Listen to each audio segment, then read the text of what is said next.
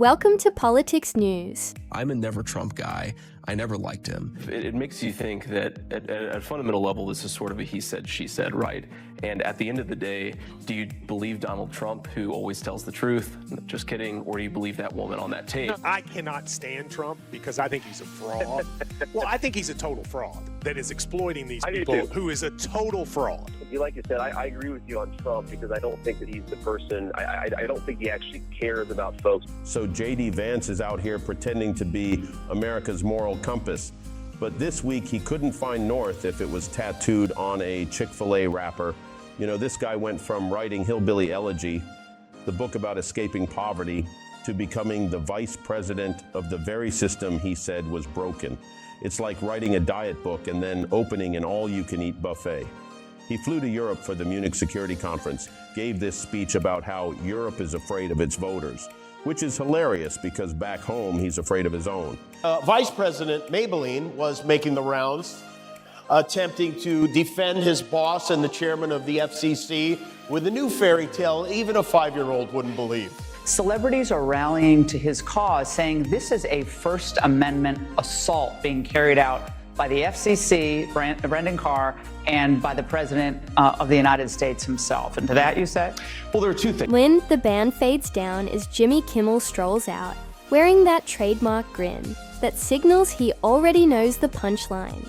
The camera lingers on him, capturing the exact moment the room collectively leans in. He taps his cue cards lightly, then locks eyes with the lens, as though challenging anyone to blink. "I'm back," he announces, on every network. The crowd erupts, not just applause, but a kinetic surge of laughter, claps, and cheers. The sound of a rumor dying in real time. In one motion, the energy of late-night television hits its peak. Then, without missing a beat, he zeroes in on JD Vance. The nickname lands, Vice President Maybelline. 4 words that slice through the pretense like a scalpel. The simplicity of it is brutal. It's a joke, yes, but also a branding weapon.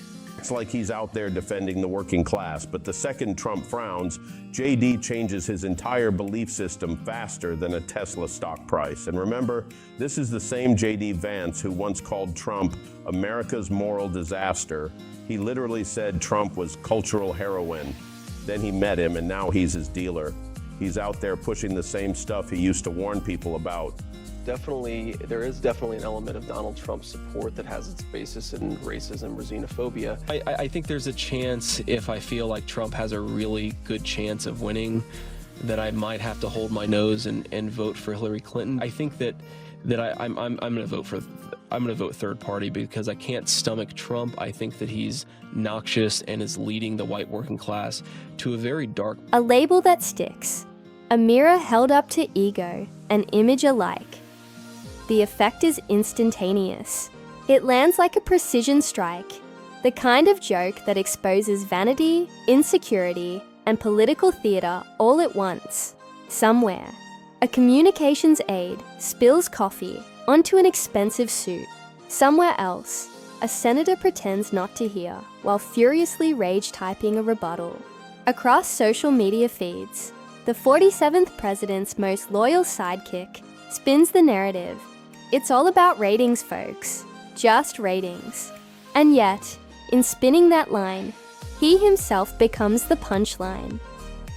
Late-night comedy, once thought to be harmless. The couch was so sticky. But Trump had good advice. He told him, just have fun. And you know what? It seems like he did. I want to answer the question, but I want to actually give an introduction to myself a little bit because I recognize a lot of Americans don't know who either one of us are. That's how you get the single cat ladies back on your side. You know, in some ways, you can't help but you kind of feel sympathy for JD Vance having to defend Donald Trump, who he himself openly denounced. Has become a political instrument. A joke isn't just a laugh anymore. It's a test of power, perception, and public patience. And in this instance, the joke doesn't just land, it reverberates. How did this eruption happen? It unfolded like a meticulous 3-step dance. Step 1.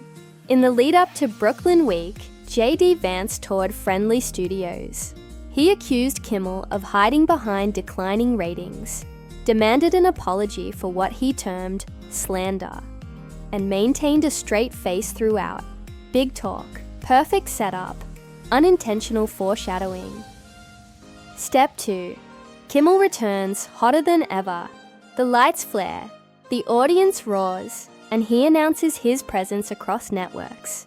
Then comes the haymaker, the nickname, one-line, permanent label. Vice President Maybelline. The simplicity belies the depth. A reflection of culture, politics, and personality all at once.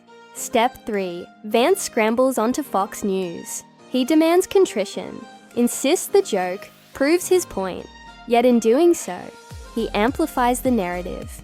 What he intended as control is revealed as a meltdown in a suit, and that meltdown, it becomes the story itself. The brilliance of Kimmel's strike is its precision. This wasn't just a jab, it was a reflection.